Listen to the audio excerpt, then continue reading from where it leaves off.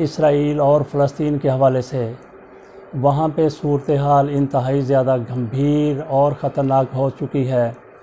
اسرائیل کے مظالم میں آئے روز اضافہ ہو رہا ہے۔ اسرائیل کے مظالم یوں تو کبھی کم نہیں ہوئے۔ کہا یہ جاتا تھا کہ ظلم پھر ظلم ہے، بڑھتا ہے تو مٹ جاتا ہے۔ اسرائیل کے ظلم کے حوالے سے کبھی وہ مٹتا ہوا نظر نہیں آیا، ہمیشہ بڑھتا ہی چلا گیا۔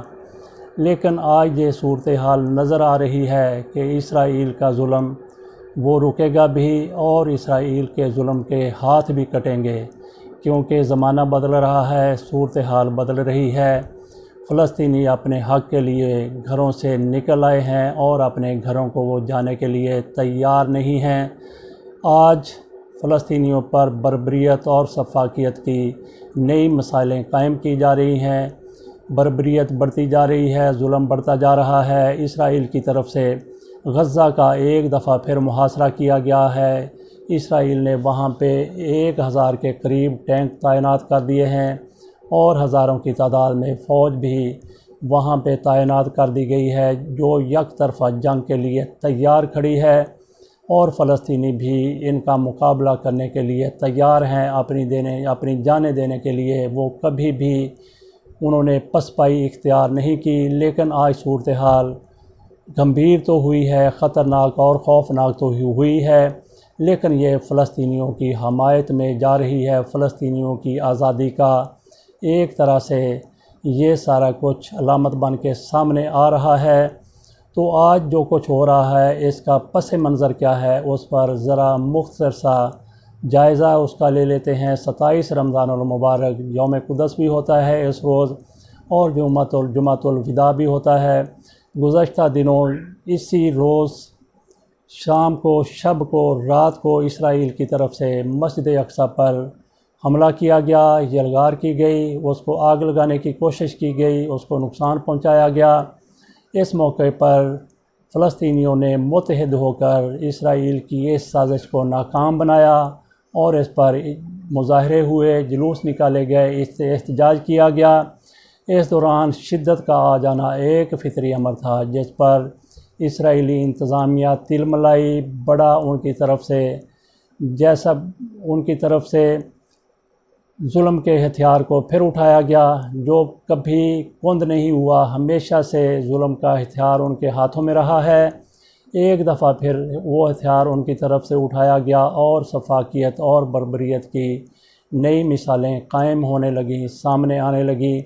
اس پر فلسطینیوں کی طرف سے بھی ترکی بترکی جواب دیا گیا۔ پہلے بھی فلسطینی اپنی حد تک جواب دینے کی کوشش کرتے رہے ہیں، لیکن اس دفعہ جس طرح انہوں نے جواب دیا اس کی مثال پوری تاریخ میں نہیں ملتی۔ ان کی طرف سے فلسطینیوں کی طرف سے اسرائیلی مفادات پر حملے کیے گئے، 500 سے زائد راکٹ فائر کیے گئے۔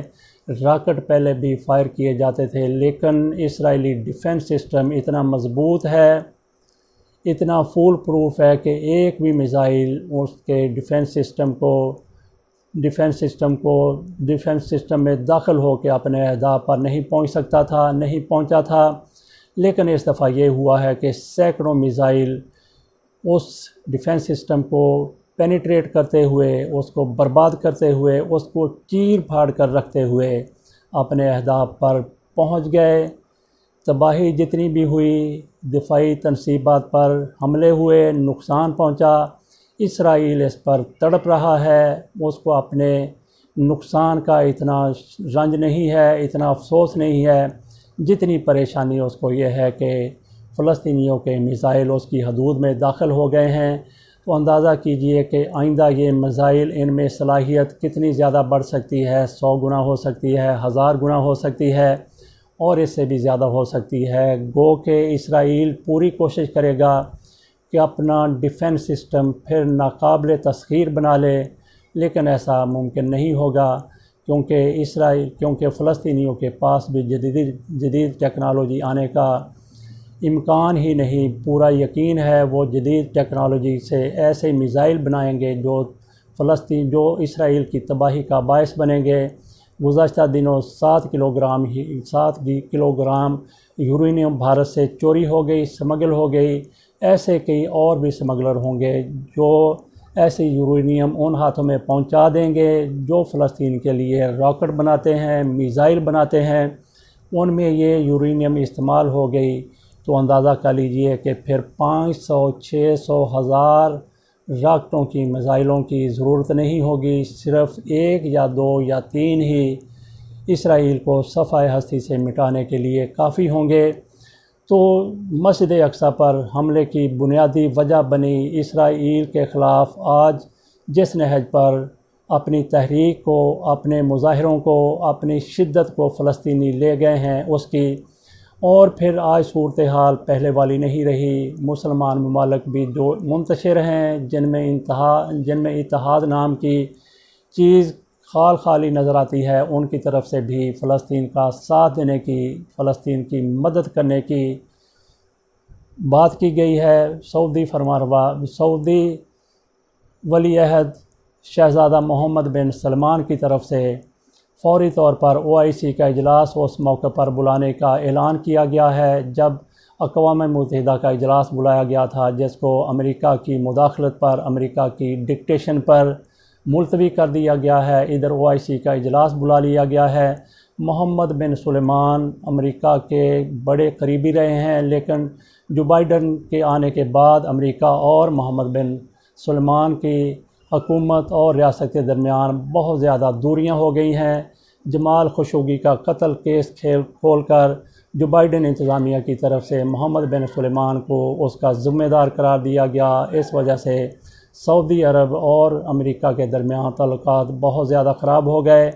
یہ وہی سعودی عرب ہے جس کی طرف سے ایک موقع پر پاکستان کو کہا جا رہا تھا کہ اسرائیل کو تسلیم کر لیا جائے، پاکستان نے تسلیم نہیں کیا۔ سعودی عرب چاہتا تھا کہ متحدہ عرب امارات کے بعد پاکستان جیسے اس کے دوست اسرائیل کو تسلیم کریں تاکہ وہ بھی براہ راست تسلیم کرنے کی بجائے ان کے تسلیم کرنے کے بعد اسرائیل کو تسلیم کرے، لیکن حالات اب ایسے بدلے کہ جو بائیڈن کی طرف سے سعودی عرب کے بارے میں کچھ خیر کی خبر نہیں آ رہی۔ اس کے بعد شاہ محمد بن سلمان کی طرف سے فلسطینیوں کا پوری طرح سے ساتھ دینے کا اعلان سامنے آیا ہے۔ پاکستان بھی فلسطینیوں کے ساتھ کھڑے ہونے کا اعلان کر چکا ہے۔ ترکی کے طیب اردگان وہ پہلے ہی سب سے آگے تھے، اور ایران اور شام ترکی سے بھی فلسطینیوں کی حمایت میں بہت آگے بڑھ چکے ہیں، جا چکے ہیں۔ جو آج راکٹ ٹیکنالوجی، میزائلوں کی ٹیکنالوجی فلسطین کے پاس ہے، وہ ایران کی طرف سے ان کو دی گئی ہے۔ اب سارے ممالک ایران، پاکستان، ترکی، سعودی عرب، شام فلسطین کے ساتھ کھڑے ہوئے نظر آ رہے ہیں۔ جب یہ ملک فلسطین کے ساتھ کھڑے ہوں گے تو دنیا کا ایک بھی ملک مسلمان ایسا ملک نہیں ہے جو ان میں سے ایک ملک کے ساتھ وابستہ نہ ہو۔ مسلمان ملکوں میں تقسیم ضرور ہے، کچھ ملک سعودی عرب کے ساتھ ہیں، وہ زیادہ ہیں، تھوڑے بہت ملک ایران کے ساتھ ہیں۔ جب سارے کے سارے یہ دونوں بلاک فلسطین کے ساتھ ہوں گے تو ہر مسلمان ملک فلسطین کے ساتھ کھڑا ہوگا۔ فلسطین کے ساتھ مسلم ممالک آ جاتے ہیں تو پھر آپ اندازہ کر لیجئے کہ اسرائیل کو چھپنے کے لیے جگہ نہیں ملے گی۔ نہ صرف مسلمان ممالک اسرائیل کے خلاف فلسطین کی حمایت پر کمر بستہ ہو گئے ہیں، بلکہ چین اور روس کی طرف سے بھی فلسطین کی حمایت کا اعلان کیا گیا ہے۔ امریکہ کے مقابلے میں امریکہ کے ساتھ برطانیہ ہے، فرانس ہے، دوسرے مغربی ممالک ہیں جو اسرائیل کا ساتھ دے رہے ہیں۔ دوسری طرف اب روس اور چین کی طرف سے فلسطین کا ساتھ دینے کی بات کی گئی ہے، تو اندازہ کر لیجئے کہ تقسیم شدہ دنیا، ایک حصہ تقسیم شدہ دنیا کی ایک پاور اسرائیل کے ساتھ ہوگی تو دوسری پاور فلسطین کے ساتھ ہوگی، تو صورتحال کہاں جا رہی ہے؟ فلسطینیوں کی طرف سے ان کی نئی جد و جہد نے مسلمان ممالک کو یہ سوچنے پر مجبور کر دیا ہے کہ اب نہیں تو کبھی نہیں۔ مسلمان ممالک یقیناً یہ سوچ رہے ہیں اور اس پر عمل پیرا بھی ہوں گے، اور معاملہ اب صرف زبانی کلامی حمایت کی بجائے عملی حمایت کی طرف چلا گیا ہے۔ تو دوسری بات ہم کر لیتے ہیں جس طریقے سے عالمی دنیا تقسیم ہوئی ہے، ایک طرف امریکہ ہے، دوسری طرف روس اور چین ہے، یہ معاملہ آگے بڑھا، امریکہ کی طرف سے اس کو کنٹرول کرنے کی کوشش نہ کی گئی تو صورتحال اتنی گمبھیر اور اتنی خطرناک ہوگی کہ جنگ کی نوبت آ سکتی ہے۔ وہ تیسری جنگ ہوگی۔ تیسری جنگ اگر ہوتی ہے تو یقین کیا جائے کہ 2 یا 3 دن کی روایتی جنگ کے بعد یہ ایٹمی جنگ میں بدل جائے گی۔ ایٹمی جنگ اگر ہو گئی تو پھر اندازہ کیجئے کہ یہ دنیا صفحہ ہستی سے مٹ جائے گی۔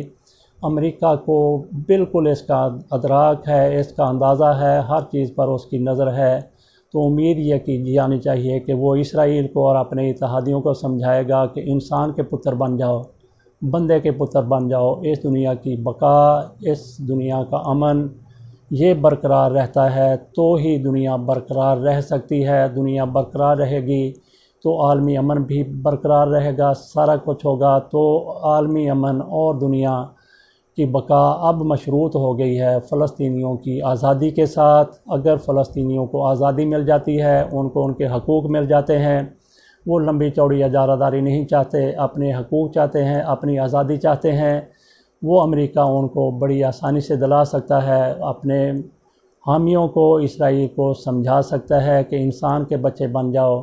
اگر اس طاقت کو انجوائے کرنا ہے، اس دنیا کو انجوائے کرنا ہے، اس دنیا کو برقرار رکھنا ہے تو فلسطینیوں کو ان کا حق دے دیا جائے، نہیں تو پھر اندازہ کر لیجئے کہ تیسری عالمی جنگ کی صورت میں کیا کچھ نہیں ہو جائے گا۔ اس کو فلسطینیوں کو بھی اس کا ادراک ہے، لیکن فلسطینیوں کو اپنی آزادی سے زیادہ کچھ اور عزیز نہیں ہے۔ وہ پہلے ہی اپنی جانیں قربان کر رہے ہیں۔ ان کو اگر آزادی مل جاتی ہے تو ان کے لیے اس سے بڑھ کر کچھ اور نہیں ہو سکتا۔ ان کو آزادی ملنے کا مطلب یہ ہے کہ دنیا پرامن ہو جائے گی، دنیا برقرار رہے گی، اس کا وجود برقرار رہے گا۔ ہماری دعا یہ ہے کہ اللہ تعالیٰ عالم اسلام کا اور عالم انسانیت کا حامی و ناصر ہو۔ پاکستان زندہ باد۔